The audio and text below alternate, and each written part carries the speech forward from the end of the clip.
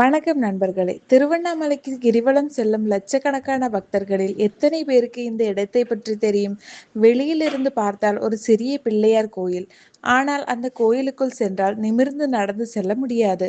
உடலை ஒரு புறமாக சாய்த்து சில இடங்களில் தவழ்ந்து மிகவும் குறுகலான ஒரு பாதையை கடந்து செல்ல வேண்டும். அந்த பாதையை கடந்த பிறகுதான் பிள்ளையார் தரிசனம் கிடைக்கும் என்று பக்தர்கள் நம்புகிறார்கள். ஆனால் ஏன் ஒரு கோயிலுக்குள் இப்படி ஒரு குறுகலான பாதை அமைக்கப்பட்டது? அது வெறும் கட்டிட அமைப்பா அல்லது அதற்கு பின்னால் ஒரு ஆன்மீக அர்த்தம் இருக்கிறதா? மேலும் இந்த இடத்துடன் சித்தர்களின் தொடர்பு இருப்பதாக ஏன் ஒரு ஐதீகம் சொல்லப்படுகிறது?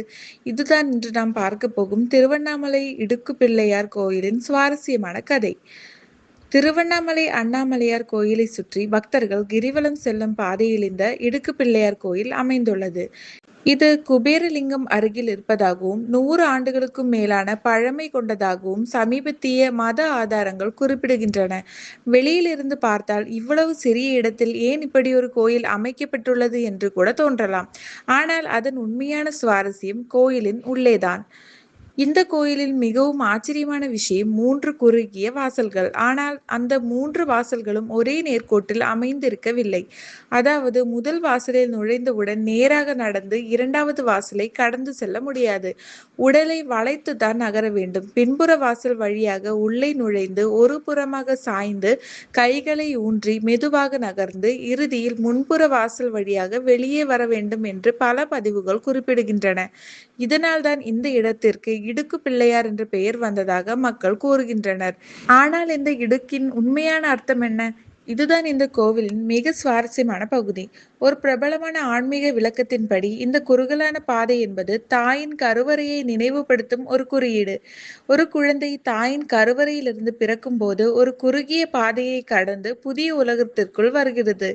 அதே போல இந்த இடுக்கு பாதைக்குள் ஒருவர் நுழைந்து உடலை வளைத்து சிரமப்பட்டு மறுபுறம் வெளியே வரும்போது பழைய துன்பங்களை விட்டுவிட்டு புதிய வாழ்க்கைக்குள் நுழைவது போன்ற ஆன்மீக உணர்வு ஏற்படுகிறது என்று பக்தர்கள் நம்புகின்றனர்.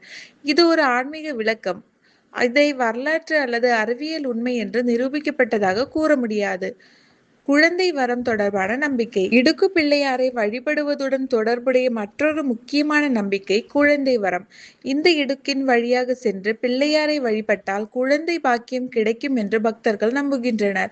அதனால்தான் குழந்தை வேண்டி பிரார்த்தனை செய்யும் சில பக்தர்களும் இந்த இடத்திற்கு வந்து வழிபடுவதாக கூறப்படுகிறது.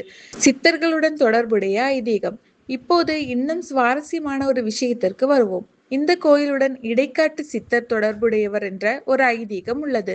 சில சமீபத்திய தமிழ் பதிவுகள் இடைக்காட்டு சித்தர் இங்கு 3 யோகா எந்திரங்களை பிரதிஷ்டை செய்ததாக ஒரு நம்பிக்கை இருப்பதாக குறிப்பிடுகின்றனர்.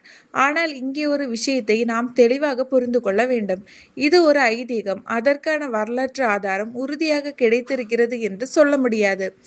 இதனால் இது நிச்சயமாக நடந்தது என்று சொல்வதை விட இப்படி ஒரு பாரம்பரிய நம்பிக்கை உள்ளது என்று சொல்வது மிகவும் சரியானது. இந்த இடுக்கு பாதையை கடந்து வந்த பிறகுதான் பிள்ளையாரையும் நந்தியையும் தரிசிக்க முடியும் என்று பல பதிவுகள் குறிப்பிடுகின்றன. அதாவது முதலில் இடுக்கை கடக்க வேண்டும், பிறகு தரிசனம். இந்த அமைப்பையே சில பக்தர்கள் ஒரு ஆன்மீக அடையாளமாக பார்க்கிறார்கள். வாழ்க்கையிலும் சிரமங்களை கடந்து வந்த பிறகுதான் நாம் எதிர்பார்க்கும் நிம்மதியை அடைகிறோம். எனவே இந்த சிறிய இடுக்கு பாதை வாழ்க்கையின் ஒரு பெரிய தத்துவத்தை நினைவுபடுத்துகிறது என்று பக்தர்கள் விளக்குகின்றனர். அப்படி என்றால் இந்த இடுக்கு பிள்ளையார் கோயிலின் மர்மம் என்ன? குகைக்குள் ஏதாவது மறைத்து வைக்கப்பட்டிருக்கிறதா? அல்லது அது ஒரு பழமையான ஆன்மீக சின்னமா? அல்லது மனிதர்களின் உடல் இயக்கத்தையும் ஆன்மீக நம்பிக்கையையும் ஒன்றாக இணைக்கும் ஒரு வித்தியாசமான கோயில் அமைப்பா? இதற்கு உறுதியான ஒரே பதில் நம்மிடம் இல்லை. ஆனால் ஒரு விஷயம் மட்டும் நிச்சயம். இவ்வளவு சிறிய கோயில் இவ்வளவு பெரிய நம்பிக்கையை உருவாக்கியுள்ளது. திருவண்ணாமலை மலையை சுற்றி நாம் கிரிவலம் வரும்போது பல கோயில்களையும் பல லிங்கங்களையும் பல புனித இடங்களையும் கடந்து செல்கிறோம். ஆனால் இந்த சிறிய இடுக்கு பிள்ளையார் கோயில் மட்டும் நம்மை ஒரு நிமிடம் நிறுத்தி சிந்திக்க வைக்கிறது. ஒரு சிறிய இடுக்கை கடக்க இவ்வளவு சிரமம் என்றால் வாழ்க்கையில் நாம் கடக்க வேண்டிய இடுக்குகள் எத்தனை? இந்த சிறிய பாதையை கடந்த பிறகு பல பக்தர்கள் ஒரு புதிய நம்பிக்கையுடன் வெளியே வருகிறார்கள். இது அதிசயமா, ஐதீகமா அல்லது ஒரு ஆழமான ஆன்மீக குறியீட்டா? இதற்கான பதிலை நீங்களே முடிவு செய்யுங்கள். ஆனால் ஒரு விஷயம் மட்டும் மறக்காதீர்கள். பக்தியோடு செல்லுங்கள், பாதுகாப்போடு செல்லுங்கள். அடுத்த வீடியோவில் இன்னொரு சுவாரஸ்யமான மர்மத்துடன் சந்திப்போம். நன்றி, வணக்கம்.